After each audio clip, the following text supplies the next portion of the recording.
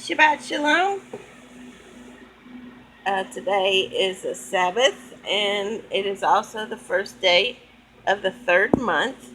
So I wanted to, uh, in this Torah portion, in Numbers chapter 10, verse 10, we have that says, "Also in the day of your gladness, in your appointed feast, and at the beginning of your months, you shall blow the trumpet over your burnt offerings and over the sacrifices of your peace offerings, and they shall be a memorial for you before Elohechem, Ani Yahovah Elohechem." So since it was the first day of the month, and the first day, Shabbat, I thought I would also blow the shofar. So I'm gonna say sorry beforehand because I'm not as good as Johnny at blowing the shofar. Pearl, you gotta move, Pearl. Alright, here we go. Pearl, right away.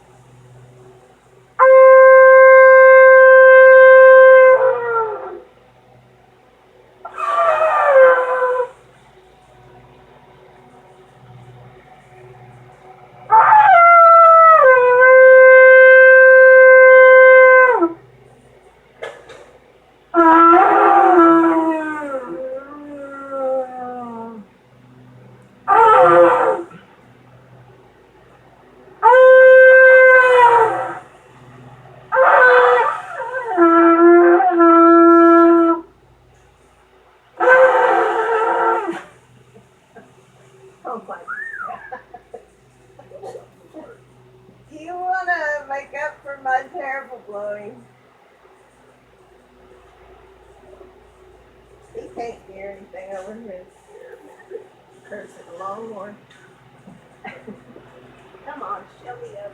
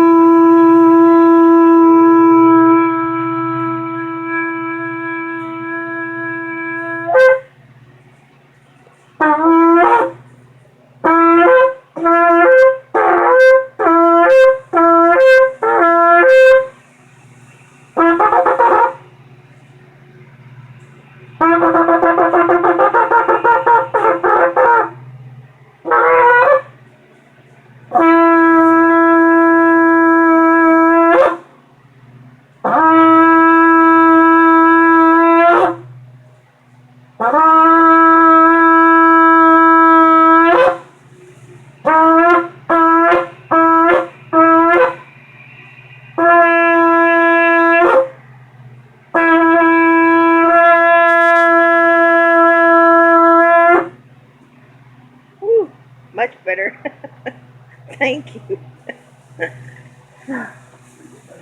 Yeah. That was very much better. All right. I also want to show you something else that's in today's Torah portion. It is also in Numbers 10. Look at verse 35 of Numbers 10, which says, "So it was, whenever the ark set out, that Moses said, 'Rise up, Yahovah, let your enemies be scattered, and let those who hate you flee before you.' And when it rested, he said, 'Return, Yahovah, to the many thousands of Israel.'" Well, in all the written Torah scrolls, there are these backwards noon that bracket, you could say, these two verses. One there and one there, except in the Hebrew. This is the only instance in the whole Torah that these backwards noon are written in the Torah. Noon is a lot of times a hint of Messiah, because noon means a quickening of life, and in the Torah, a lot of times the noon will have tagin, or like crowns on top of it. But look at these verses. "Rise up and let your enemies be scattered, and let those who hate you flee before you." Who do we know who rose up? And who do we know who's going to return? I just thought I would give you that little nugget for today. And may you have a blessed rest of your Shabbat. And on behalf of Pearl and me, we say Shabbat Shalom. And finally, our neighbor stopped his lawnmower. That's nice, isn't it, Pearl?